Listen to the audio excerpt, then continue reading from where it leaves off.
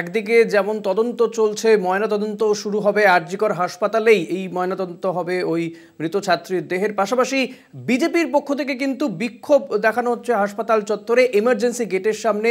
সজল ঘোষের নেতৃত্বে বিজেপি কর্মী সমর্থকরা তারা বিক্ষোভ করছেন, এআইডিএসও তারাও বিক্ষোভ করছেন।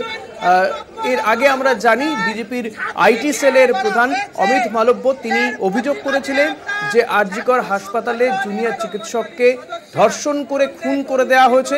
কিন্তু স্পেসিফিক্যালি ওই ছাত্রীর মায়ের অভিযোগ যে তাদের মেয়েকে খুন করা হয়েছে, কিন্তু স্পেসিফিকভাবে তিনি ধর্ষণের অভিযোগ করেননি। তার বক্তব্য, চশমা ভাঙা অবস্থায়, অর্ধনগ্ন অবস্থায় তাদের মেয়েকে উদ্ধার করা হয়েছিল।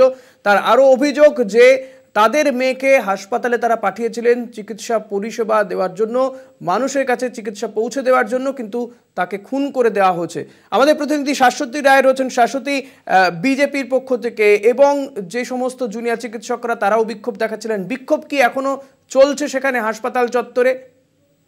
দেখো, এআইডিএসও এবং এসএলইউ তরফ থেকে যে বিক্ষোভ চলছে তারা কিন্তু মিছিলের মাধ্যমে শ্যামবাজার থেকে দেশবন্ধু পথ পর্যন্ত একটি ক্যান্ডেল মার্চ করে বেরিয়ে গেছে এবং এখন বিজেপির যারা কর্মী সমর্থক তারা এমার্জেন্সি গেটের সামনে কার্যত জমায়েত করে রয়েছেন।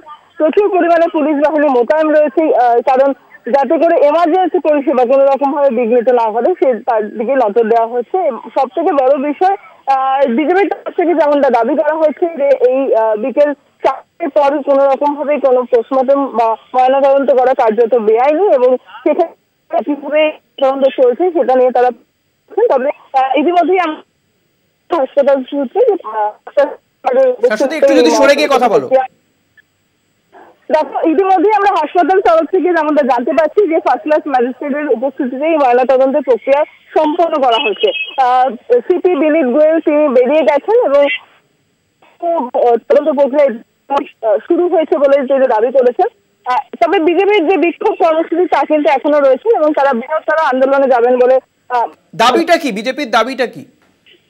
বিজেপির একটাই দাবি, তাদের দাবি হচ্ছে যে এইভাবে ছাত্রী মৃত্যুর ঘটনা বারবার রাজ্যে করে ফিরে ফিরে আসছে এবং প্রিন্সিপালের অপসারণ তারা দাবি করছেন। তার সঙ্গে সঙ্গে সিবিআই তদন্ত পূর্ণ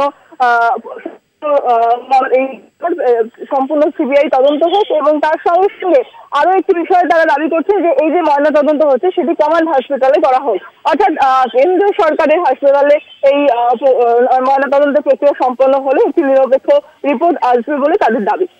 ধন্যবাদ শাশ্বতী। কথা বলছিলাম প্রতিনিধি শাশ্বতী রায়ের সঙ্গে।